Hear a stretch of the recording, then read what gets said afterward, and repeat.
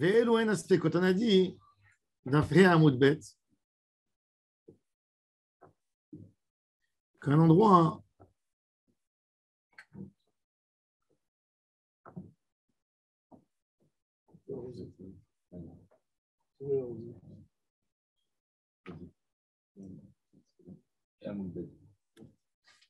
il y a des endroits qui sont censés enterrer des morts. C'est-à-dire, tu rentres dans un cimetière, tu vois une grotte. Tu ne vois pas de tombe. Qu'est-ce que tu te dis? Il y a certainement quelqu'un d'enterré là. Il y a fait Meod. Pourquoi? Parce que les gens cherchent des coins isolés pour enterrer. Alors ça c'était des spécotes. Et surtout quand il y avait des... En ville, dans les moments des fêtes, c'est le plus important. Pourquoi? Parce que les moments de fête, il y a énormément de visites dans dehors de la ville. Toujours. Il y a des visites. Les fêtes, c'est des visites. Les gens, les vacances, les gens, ils viennent d'une autre ville. Les gens de la ville, ils connaissent. C'est où le cimetière, qui c'est qui est enterré, où est enterré. Mais les gens de dehors, ils ne savent pas. Ils risquent de marcher sur les tombes. Alors, on est obligé d'être messaker, de mettre les spécotes. Ve'elu en aspekot. Serachot, ou Feraot, ou Betapras. On va expliquer c'est quoi Betapras. C'est qu'il y a des petits morceaux d'ossement là-bas. Ve'en ma'amidim tzion b'makom tum'a. Shelo le'afsid et ata'arot.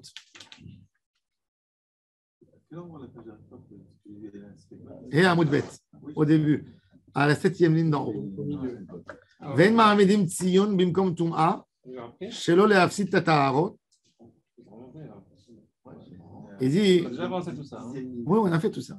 Non, on est.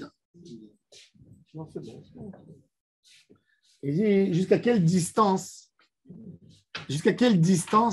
tu mets pour avertir qu'il y a une tombe? Si tu la mets directement sur la tombe, le pauvre monsieur, il va arriver avec son sac. Ah, je suis sur une tombe. Tout le panier des fruits, tout ce qu'il a, et tout est parti. Le mettre trop tard, c'est quoi? Mafsid et Eretz Israël. Pourquoi? De dire sur Eretz Israël qu'il y a Stam des doux de Touma, ne marchez pas ici, ne marchez pas ici. Ça deviendra un endroit isolé.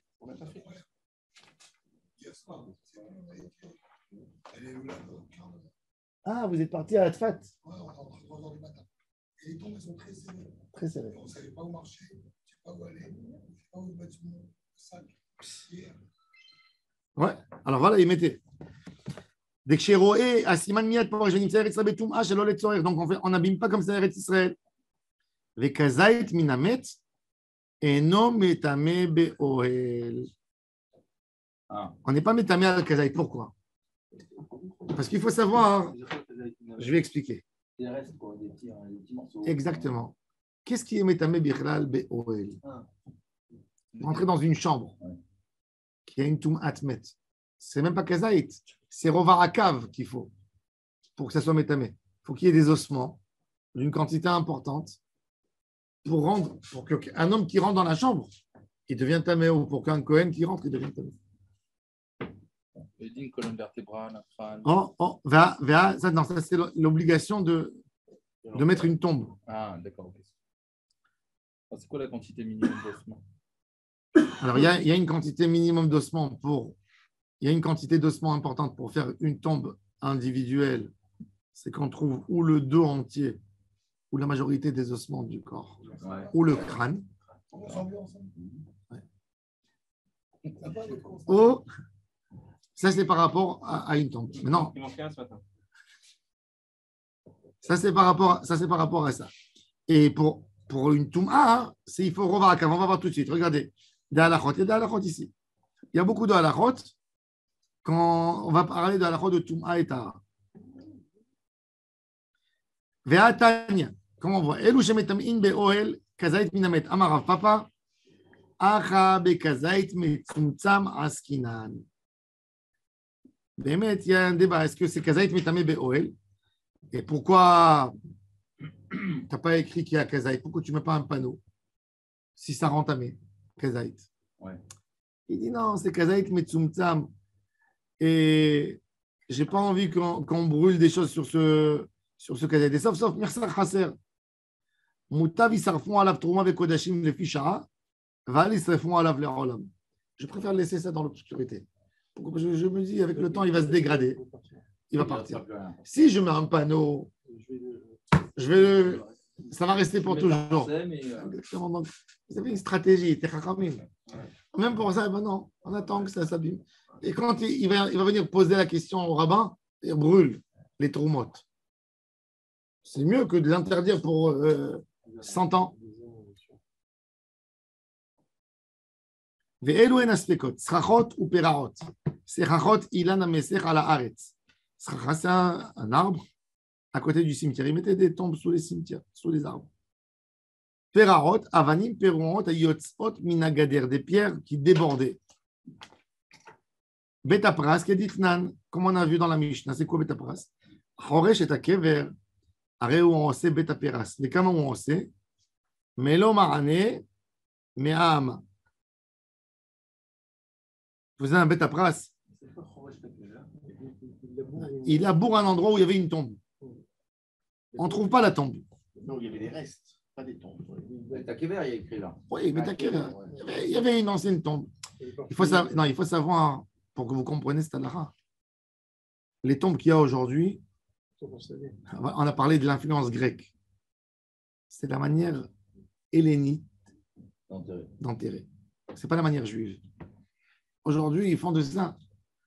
Parce qu'on s'est habitué à ça. Mais à l'époque de nos sages, ce n'est pas comme ça. Les gens, qu'est-ce qu'ils faisaient? Vous allez voir dans Moed Ketan plus tard. On prenait le corps du mort, on l'enterrait dans la terre. Après un an. Et n'importe où. Enfin, n'importe où. Non, un endroit de Sanoa. Un endroit, on l'enterrait. Après un an, on vient, on fouille, on enlève le mort et on voit s'il s'est décomposé complètement. S'il s'est décomposé complètement, on prend une boîte, un sarcophage en pierre, on le met dans une petite boîte en pierre, et on le prend. Si c'était trop grand, les pieds pour nous, ils ne rentraient pas, on casse sur le pied. Ouais. Prenez le pied comme ça, il faisait. Et il mettait. Ouais. Et il est mort, le mec, il ne sent plus rien. Enfin, Non, il mettait ça, il ramassait toutes les miettes, c'était comme ça. Et il mettait dans la boîte avec le crâne, il fermait. Ils avaient le caveau familial, c'était une grotte familiale. Ouais. J'aurais bien fait pour ma belle-mère. Ça, c'était une grotte familiale où il y avait des trous dans les murs. Et on prenait les sarcophages, on mettait là-bas et il y avait gravé, petit. Il y avait gravé sur. Boîte plus petite que la table même. Beaucoup plus petite. Une table. Comme Non, il y avait les gens très riches, ils faisaient des très beaux sarcophages. Et on mettait tout dedans, les ossements. C'était comme ça. Donc, naturellement, chaque enfant, il enlevait son père. Il appelait pas la Khevra Kadisha. Il cassait les os de son père. Bien sûr, il mettait dans un sac. Pas lui, alors quelqu'un d'autre. Je suis sûr qu'il met le chiffre. Ouais, Hein? Non, il prenait ça dans des sacs. Il y a dans la Gemara. La Gemara dit Amolich Atzmot Aviv. Yolicheno Bediskeya. Il le met dans un cabas. Parce que les gens, il y avait le caveau familial, c'est toute la famille enterrée là-bas. Tout le monde est enterré là-bas. Tout le monde avait un caveau familial. Tout le monde avait un caveau familial. Toutes les familles. Et l'avantage, c'est qu'est-ce qu'ils faisaient? C'est que même si quelqu'un, par exemple, sa famille principale, elle est au Galilée, après ils sont partis s'installer à Tel Aviv, Et il est mort là-bas. ils enterraient un an et après ils amenaient au Galilée.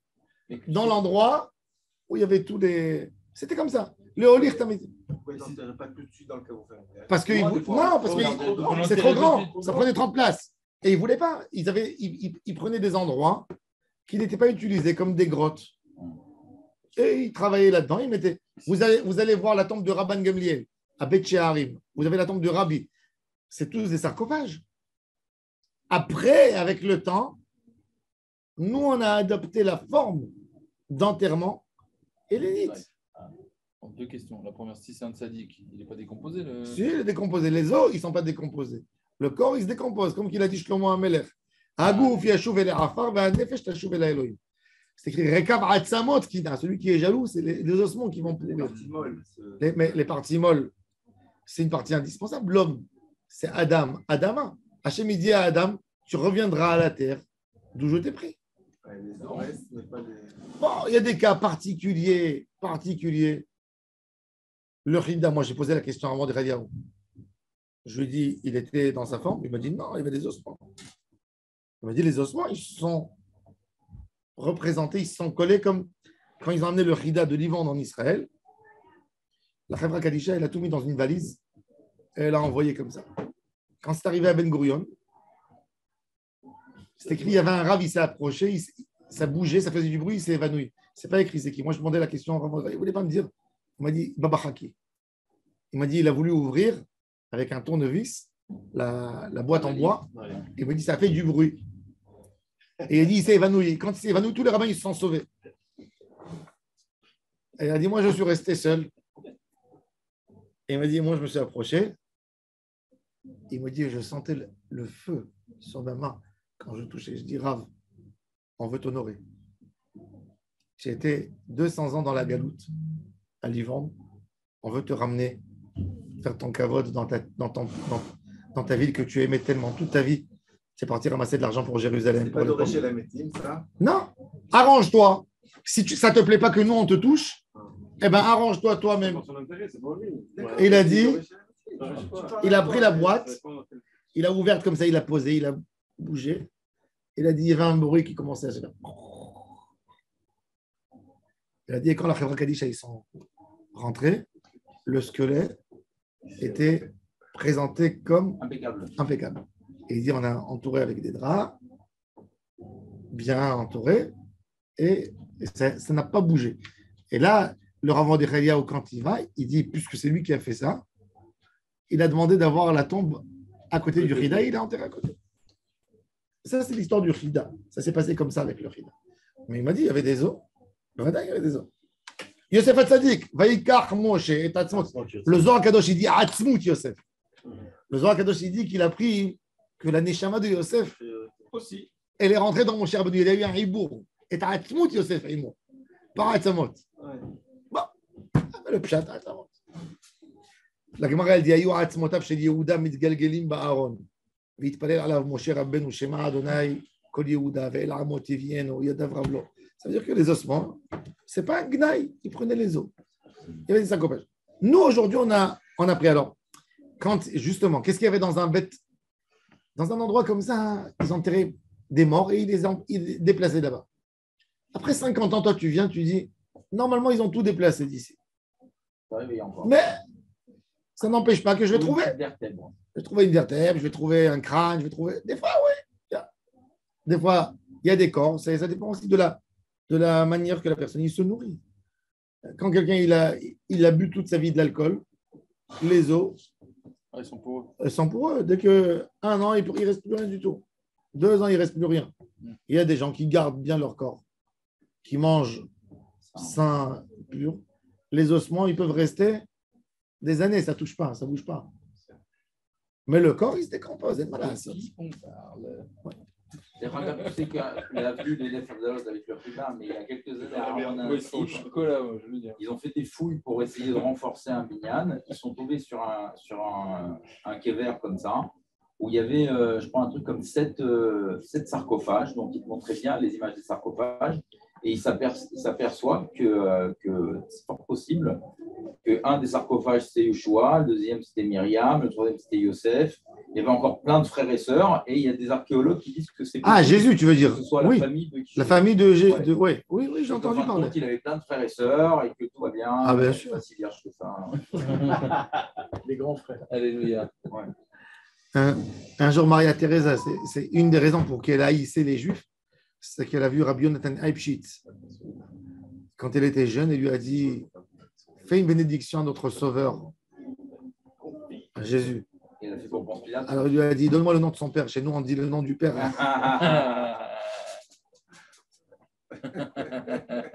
Oui.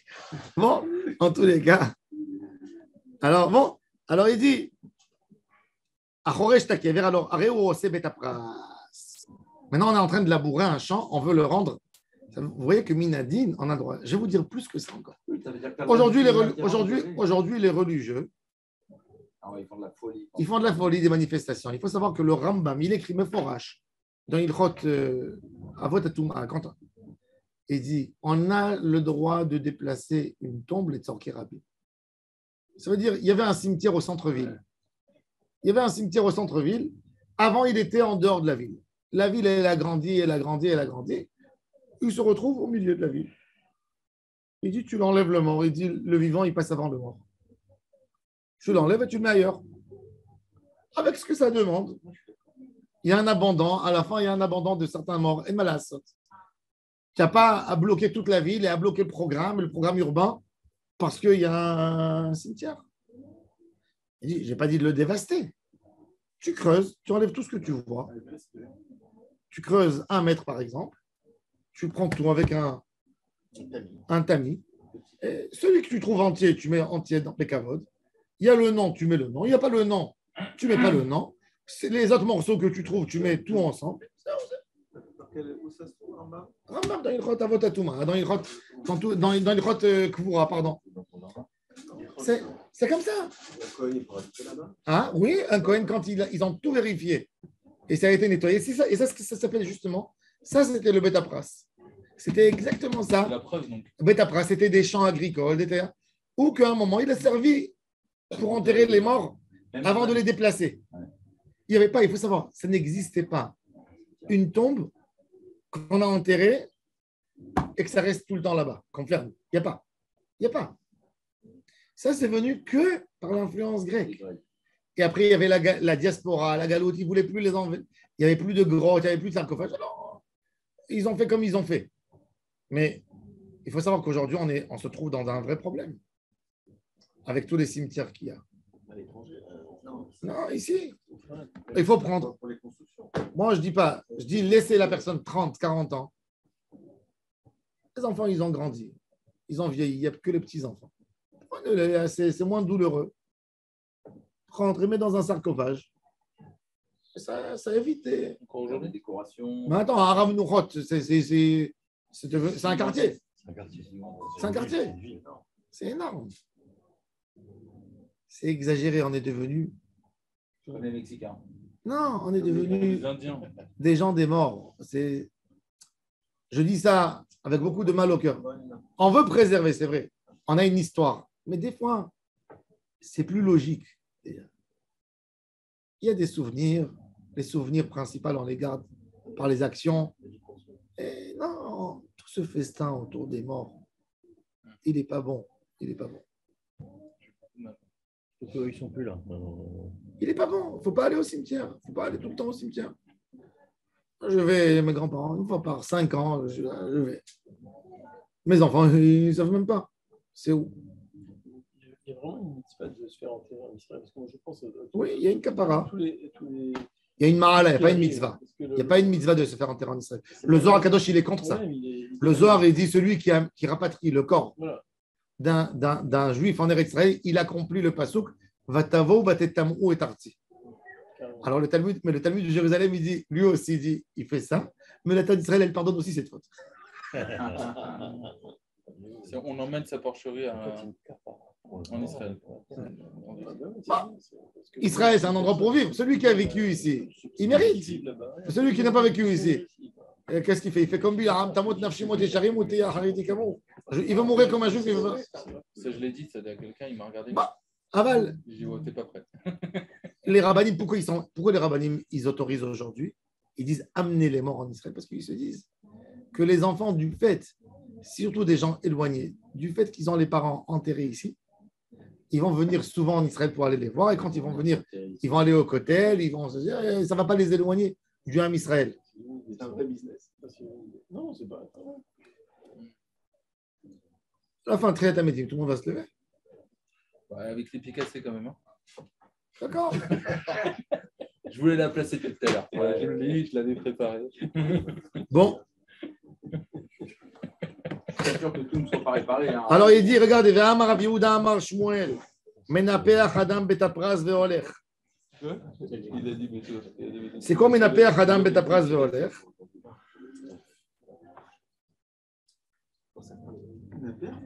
Menapeach. C'est quoi Menapeach? Ils allaient avec des bâtons, comme un balai. Quand il rentrait dans cet endroit soupçonné, il a envie d'aller faire Korban Pessah. Il monte à Jérusalem, il passe par un chemin douteux. Il prend avec lui un bâton et il fait bouger tout devant. pour ne pas qu'il y ait, dès qu'il voit une pierre ou qu'il voit quelque chose, Ah non, c'est toi qui le fais. il fait bouger, et il va égorger, il reste Bechazket Taor. Rav Yehuda Bar Ami Mishme Deroula Amar Betapras Shenidash Taor. Quand il y a eu un Betapras, qu'on a labouré, on a renversé, pour labourer la terre, c'est où il est Taor. Bizarre. Hein. Parce qu'on sait que, surtout dans la région ici, la terre elle bouge beaucoup en dessous. Donc, ça va rentrer de 3 mètres, 2 mètres. Mais d'abord, à l'époque, ils ne faisaient pas un trou de 2 mètres. Jamais. Non, mais le kever après peut descendre. À l'époque, ils faisaient le trou, le trou, il faisait 60 cm, 10 points, même pas, 6 à 7 points dans la terre. Il y avait, par exemple, en Constantinople, j'ai trouvé un Kherem des rabbins en année 1840, parce que c'était une année où ça pleuvait beaucoup, et dans le cimetière, il y avait énormément de corps qui sont sortis dehors. Et ça a bouleversé toute la communauté. Alors, pourquoi? Parce que les gars qui enterraient, qui faisaient les tombes, c'était des paresseux. Et non, ils étaient payés. Ils n'étaient pas payés à la mission et pas à l'heure. Ils creusaient rapidement dès que la personne. Ils couvraient avec de la terre comme ça en haut. Et ils partaient. Alors, quand il y avait une pluie. C'est vrai, hein? Il y a beaucoup de cimetières au Maroc où les tombes elles sortent comme ça. Ça veut dire qu'ils en peut-être même. Non, ils ont mis de la terre. Mais quand il y a une terre dure, tu n'as pas les outils pour creuser. Aujourd'hui, en Israël, pour des raisons sanitaires, on demande minimum 1 mètre dans la terre. 1 mètre. 1 mètre. Avant, c'était 1 mètre. Ça dépend dans quelle terre. Ça veut dire si la terre elle est dure, 1 mètre. Sinon, ça bouge. Ça bouge. Aujourd'hui, ils mettent du calcaire, des calcaires, tu sais, des morceaux de plastique. Ça tient 100 ans. Mais même aujourd'hui, quand vous avez un câble, la Khevra Kadisha aujourd'hui, elle demande l'infrastructure des tombes. Elle fait la structure des tombes. Elle demande qu'il met du béton qui résiste pour 80 ans, 85 ans. C'est ce qu'elle demande.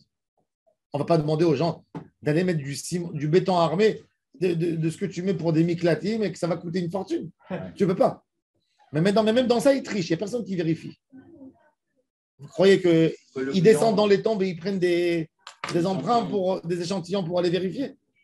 Les kablanim qui construisent, ils mentent. Ils mettent du ciment de mauvaise qualité pour 30 ans, pas plus. Et pourquoi on ne met pas plusieurs corps Ils mettent aujourd'hui. Voilà, on Il y a fait les des caisses étages. maintenant. Les étages. Les étages. Dedans, à l'intérieur. Tu fais. C'est plus facile. Ça aurait été bien de faire 6, 7, 8. C'est mieux. C'est dans la terre. Il est dans la terre, c'est couvert. Aujourd'hui, ils Tu mets font. un truc de béton, c'est-à-dire quand le prochain il vient, dès que tu t'arrêtes au béton, tu Et comment tu te relèves à Triatamétim? Tu vas casser à côté le béton, toi? Oui, t'inquiète pas, celui qui fait vivre les morts. Si un homme il vit, c'est la plus petite chose pour casser les tombes. Il est capable de faire vivre. Ouais. Alors, en tous les cas, Kever, alors un champ chez Nechrash, il est Tahor. Oui, Betapras chez Nidash Tahor, Amar Papa Lakashia. Kan Besade chez Avad Bakever, Kan Besade chez Nechrash Bakever. Besade chez Nechrash Bakever, Betapras Karede. Non, pardon. Il dit, mais Kazaït, il est métamé. Il dit, qu'est-ce qui passe? Donc, pourquoi on a dit qu'il y a un champ qui est tamé, un champ? Il y a un champ que la tombe elle a été perdue. Une famille pauvre, une famille pauvre. Elle est venue enterrer leur défunt. Elle a mis un petit bâton avec le nom écrit, Zéouzé. Il y a eu une pluie, il y a un animal, il est venu, il a tiré. Non, il a tiré le panneau. Il a enlevé le panneau, ils ne savent plus elle est où la tombe. S'il a enlevé le panneau, il a enlevé le bonhomme aussi. Hein. Non. Moi, j'ai enterré un chat il n'y a pas longtemps dans un champ. Je peux te dire que si tu creuses pas au moins 1 mètre, le chat, après 2 jours, il est plus là. Mais non. Je l'ai vu de mes yeux. Comment tu l'as vu? Un chat, je te dis, tu as enterré un chat dans un champ où les gens y cultivent. Mais d'où tu sais où tu t'es rappelé où tu l'as enterré? Ah ouais. Tu t'es fait un siman? Oui. Et il n'était pas là-bas? 2 jours après, il n'y avait plus de chat. Pourquoi tu as été le voir? Je ne veux pas qu'on m'attrape. Je ne veux pas qu'on m'attrape une fois que j'avais étranglé. Non, je déconne. C'est un chat qui est tombé d'une Non, fenêtre. non, pourquoi tu es retourné voir le C'est pas moi qui suis retourné, c'est le propriétaire du chat. Et il a été chercher. Il y avait des poils de partout, il y avait des morceaux de chat et j'avais creusé. Bon, il a dû être mangé par des tops ou des trucs comme ça. Ah oui, Par c'est un ça. autre chat. Un chat mort, c'est un Non, chat mais comme ça. une Il taupe. était lourd. J'ai creusé comme ça quand même. Oui. Je peux te dire, ah bon, le mec, il a creusé comme ça. Et je peux te dire qu'un bonhomme, si tu creuses comme ça. Peut-être qu'il y a quelqu'un qui t'a vu creuser, il a pensé qu'il a caché de l'argent là-bas. Dans le Les chat. vers, c'est vraiment de la Une enveloppe dans le facilité que chat. c'est. Un oiseau mort sur une terrasse, vous le laissez 2 jours. Il a disparu, le gars. Avec les corbeaux et tout ça. Ouais, mais c'est. Des chacals, des chiens errants, d'autres chiens. Est-ce qu'il y a Mignon est là? Oui. Bah, alors, C'était Rabbi Hanan ben alors, בסדר, ברוך אדוני לעולם אמן ואמן. רבי חנניה בן הקשה אומר, רצה הקדוש ברוך הוא לדבר ישראל לפתח בנה תורה בדברות שנאמר. אדוני חפץ למען צדקו יגדיל תורה ויאדיר.